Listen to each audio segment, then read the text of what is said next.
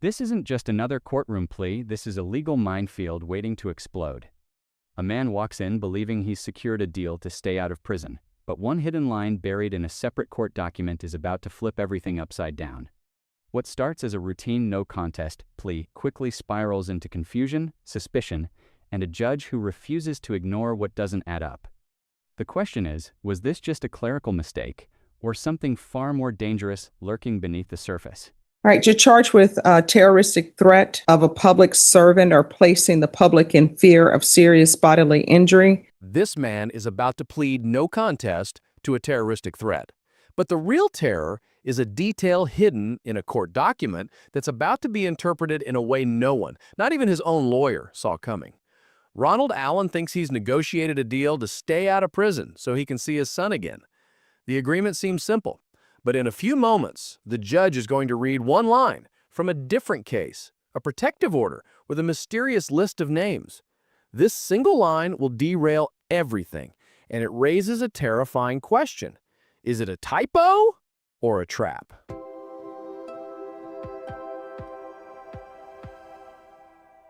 Court is calling 2025 CR 007563, State versus Ronald Lamar Allen. Can I have parties announced? Lauren S. Smith, State. Charles W. Booker for the accused. Ronald Allen.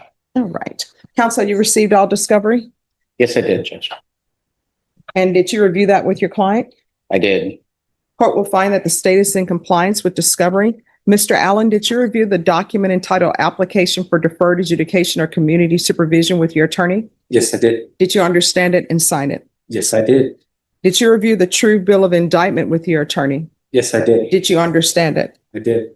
Counsel, do you waive the reading of the indictment? I do, Judge. State, are you proceeding on the indictment as presented? Yes, Your Honor. Mr. Allen, did you review the court admonishments and waivers with your attorney? I did. Did you understand it and sign it in all the appropriate places? I did. I did. All right, you're charged with a terroristic threat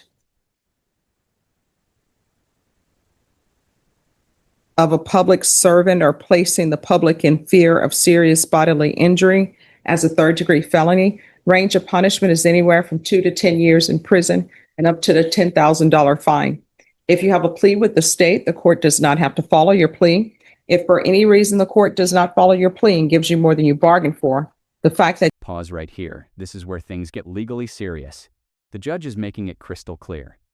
Even if there's a plea deal in place, the court is not bound to follow it. That's a huge moment a lot of people overlook. Ronald Allen may think he's secured a safe outcome, but legally, the judge holds the final authority. If she rejects the deal, he can withdraw his plea, but that still puts him back at square one. So here's the real question. Would you take that risk, knowing everything could change in an instant? Or would you push for a trial instead? you enter a plea will not be used against you, and you will be allowed to withdraw your plea. Did you understand? I do. You have a right to jury trial, a right for you or your attorney to cross-examine and confront any witnesses. The state would call in the right to remain silent. Did you understand by entering this plea you were giving up those rights? I do. Did you intend to give up those rights and enter into a plea in this case? I do. Did you understand if the court were to grant your application for deferred adjudication, if for any reason your deferred adjudication were revoked, the court could find you guilty and sentence you up to 10 years in the prison and up to a $10,000 fine? I understand. Counsel, has your client been able to provide you with any defenses? He has. Do you believe he has a rational as well as a factual understanding of the charges against him? I do, Judge. Do you believe he's currently competent and was legally sane at the time of the offense? I do. Mr. Allen, has anyone threatened you, coerced you, or placed you in fear to get you to enter the plea? No. Anyone promised you anything other than the plea? No, Your Honor. Are you satisfied with the way you've been represented? Yes, I have. Are you a U.S. citizen? I'm sorry, not a U.S. citizen. That's not allowed to be asked anymore. Did you understand by entering in this plea, you could, if you're not a citizen, you could be deported, not allowed to re-enter the United States or denied naturalization? Did you understand? I do. Court will find that defendant has knowingly and voluntarily waived his right to jury trial. Yeah, he can appear by his own. Did you review the plea bargain page with your attorney? Did you understand it? I did. According to the plea, punishment is to be assessed at 3 years in the prison. There's a $2,000 fine. State is silent on your application for deferred adjudication. The state recommends community supervision. Did you understand that to be the plea? I did. Defense? Yes, that's true. State? Yes, Your Honor. Did you review the waiver of appeal paragraph with your attorney? Did you understand it and sign it in both places? I did. Did you understand by signing that you're waiving your right to appeal? The only items that can be appealed are written pretrial motions that have been filed, heard, and ruled upon by the court. Did you understand? I do understand. And counsel, I believe we had any pretrial motions? We did have some pre-trial motions previously in this case, and they've been disposed of. All right. Outside the agreement, the state is recommending that your community supervision be for a term of 5 years. There'll be a TAP evaluation, 200 hours community service restitution, no contact with Charles Ireland or Mark Medley. Did you understand those are recommendations from the state and the court does not have to follow those recommendations? I understand. And there Now, this is where the story takes a sharp turn. Two names, Charles Ireland and Mark Medley, suddenly enter the picture, and they're not part of the original narrative we were expecting. Why would a terroristic threat case tied to a custody dispute involve multiple individuals under a no-contact recommendation? That raises serious red flags. Is there more going on behind the scenes that hasn't been fully disclosed? Or is this a standard legal precaution being misunderstood? Either way, the scope of this case just expanded, and that's never a good sign for the defense. Here's our first clue. The state wants Ronald to have no contact with Charles Ireland and Mark Medley. This is the payoff to our first curiosity loop, but it immediately creates a new one. Who are these men, and what do they have to do with a terroristic threat charge that stems from a custody battle? The story is getting bigger than we thought. Then to the offenses charge, how do you plead? Guilty, not guilty, or no contest? No contest. State, any evidence? Yes, Your Honor. State tenders what has been marked State's Exhibit 1 and all attachments. All right. Did you review any objections? I have no objections to those pieces, Judge. Mr. Allen, did you review the waiver and stipulations with your attorney? Did you understand it and sign it in all the appropriate places? I did, Your Honor. Again, did you understand you have a right to jury trial, a right for you or your attorney to cross-examine and confront any witnesses the state would call in the right to remain silent? I understand. Did you understand that today the state will be presenting evidence in the form of witnesses' statements and police reports? But most importantly, there'll be no live testimony. Did you understand? I did. Court will find that defendant has knowingly and voluntarily waived and consented to stipulation of testimony and stipulations. Court will accept into evidence State's Exhibits 1 and attachments. Court will find there is sufficient evidence to find you guilty. The court will defer finding of guilt as you apply for deferred adjudication. Are you proceeding with sentencing? Yes, Judge. All right. Anything you wish to say on behalf of your client? Yes, Judge. Last night, I electronically filed a sentencing memorandum. I think it's been accepted by the court, and I wanted to provide it to you along with the attachments. All right. Any objections to the court reviewing the? Okay.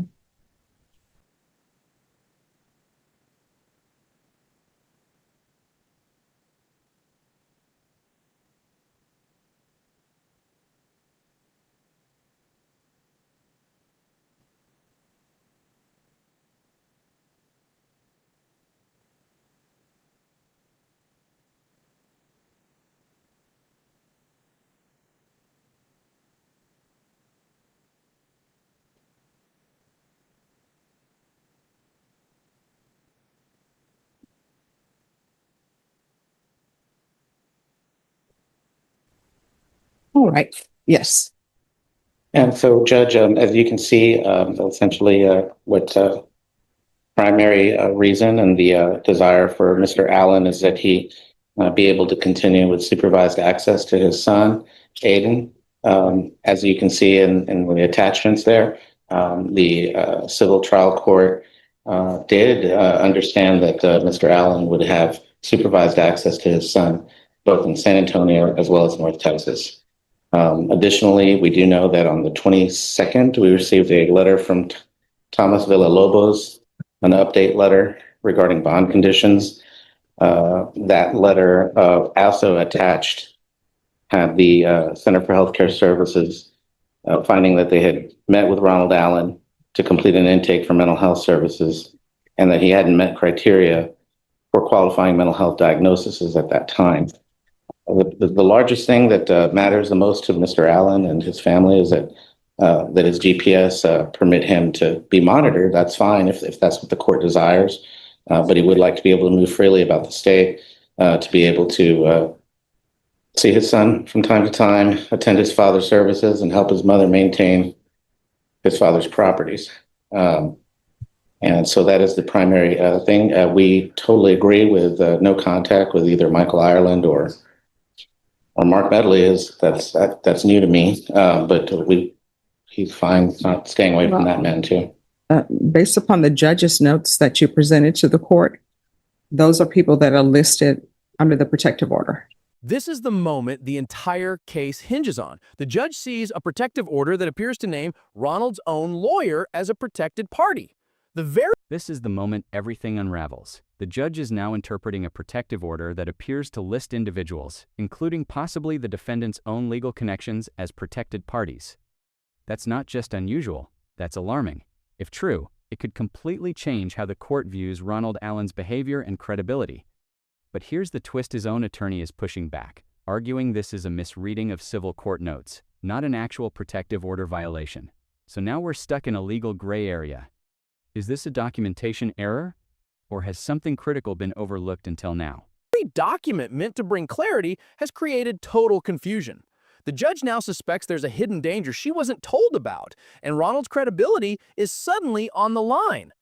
And there's a third person. It appears, well, there are two other people. It appears to be either this is Gallegos, and then they have Ramirez, and Ramirez is listed as the amicus attorney. Okay, Judge, those are not, those are other litigants that were also in the judge's notes. Ms. Gallegos is actually here in the court, and she's the custody lawyer for Mr. Allen. I'm just saying, the judge's notes that you gave me, they have these people listed underneath protective order. Judge, I don't think that's accurate at all. I think that's being misread right now because I mean, that's the only way I can read it, because, and the reason why I'm saying that's the only way I can read it is because it lists Medley, it says protective order, and then indented right underneath, it says M. Medley, which is the state has outside the agreement. They're asking for a no contact order with that person, with Charles Ireland. And then they have someone by the name of Gallegos and Ramirez. right. And then right after it says that it has protective order, then right after it mentions those three names, then again, it says 2-year protective order granted as to, I believe that's the mother. That's the mother's name. Yes, Mrs. Allen. Yes. But there is no protective order granted in that order regarding Mark Medley, regarding any of those people. The only one that has a protective order granted against is the mother of the child that we're talking about here. Ms. Gallegos is here and she hasn't asked for a protective order, and we know that the amicus doesn't have a protective order either. Okay, so this is what I'm going to do. I've taken your plea, and if somebody can tender to the court whatever the orders are on the civil side, I'll review those, because those judges' notes that were handed to me appear that there's a no contact order. And I think you want to have those, right? Exactly. Know for sure whether it is or not, because otherwise you may be violating orders over there. Absolutely. Absolutely. Black and white. So what we're going to do is I've taken your plea. If you all are waiving PSI, I won't set it for a PSI. We'll just come back when I'm back. I'm going to be gone the first week of September because I have to go to a judicial conference, have to keep up my educational courses. And then the second week I have jury duty, and I can't have other people go to jury duty and sacrifice their work, but I'm not willing to do the same. So I have jury duty that week. So it'll have to be the third week in September, and that'll give everybody a chance, and perhaps a chance for you to speak with the state with regards to all the names that they have listed outside the agreement, because they have Medley listed as a no contact person too. Well, and absolutely. And we understand that Mr. Medley called and asked for that kind of to be added to this order. That's my understanding from my discussions and my review of the state's file. But, I think the reason you see this line that says protective order plus merits is because that is what the topic of the entire, and what you're seeing here is actually the litigants that are, or the attorneys representing each of these litigants. The best way to discover what that's What that means Of course, is Judge. Yes. the judge. I just have one request. We have services from my father September 5th. And I'm on the. Go to the DPS. services. Yes, thank you. Thank you. Yes. Absolutely. But here's the thing about going to those services. And state, I've overstepped my bounds. Do you have any objections to his going to his father's services? All right. So what your attorney will need to do is I will print here a page with an order and I will do the style and you all need to write down your agreement. Okay, All right? absolutely. Thank you. So you're welcome. So Ms. Ferguson? Yeah. When can we bring this back? And when it come back, I will need specifically what the judge is saying on the civil side Yes. so that absolutely. this could a little bit be in harmony. Absolutely, I agree. I can do the 16th. All right, the 16th, is that enough time for you counsel to have everything ready? Yes, of course, Judge. And I want you to know that the civil court is waiting for the outcome of this case All right. in order to make their orders. And that's one of the reasons Ms. Gallegos is here. She- All right, Ms. Gallegos, if we can go off the record, Ms. Gallegos, if you'll come up.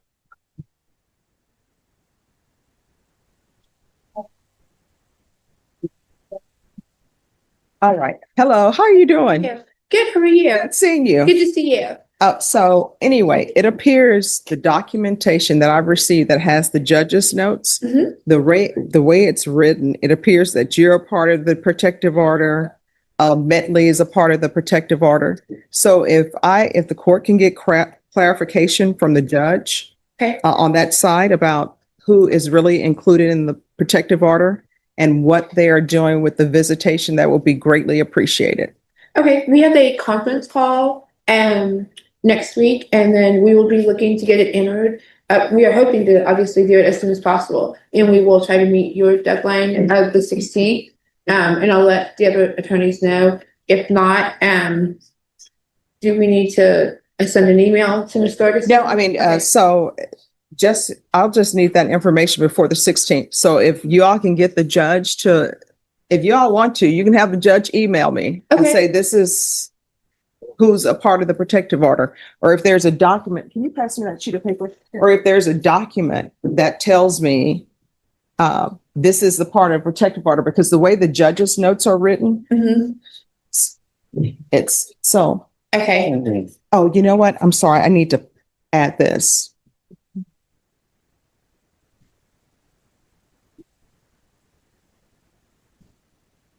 So normally on the civil side, Mr. Medley is first because he's the petitioner. Margaret Gallegos, me, I represented the respondent, Mhm. and then Anna Ramirez was the amicus. Yeah, no, And then it goes down. The reason why I say that is because in the plea bargain agreement, even though it's outside their plea bargain agreement, Medley is mentioned.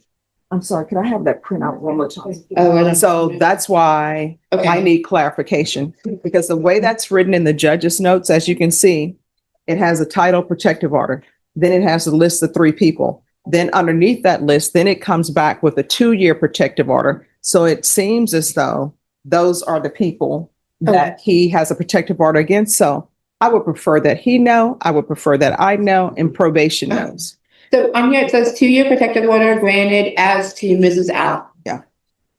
But above it, it says protective order. Okay. So if you all will fill in the dates for him, please, and what you all have agreed on as far as his ability to go to his father's services. So that sheet of paper, if you can just put in the agreed times where he can travel for his father's services. Okay, I'll do that now. All right. And if you all will confirm that, and then we will come back. Norma, you said the 16th? Yes, ma'am.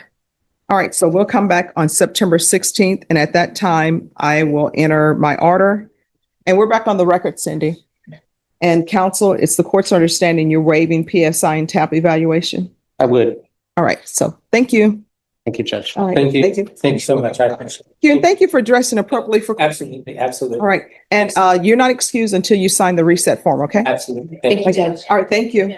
In the end, what should have been a straightforward plea deal turned into a legal puzzle with serious consequences. Ronald Allen entered the courtroom, expecting clarity, but instead, he walked out in uncertainty. The judge didn't reject his plea outright, but she also didn't finalize it. Everything now hinges on clarifying a separate civil court document specifically, who is actually protected under that order. This case highlights how even a single ambiguous line in legal paperwork can derail an entire proceeding. It also raises a deeper question: should personal circumstances, like family loss or custody battles, influence how justice is applied?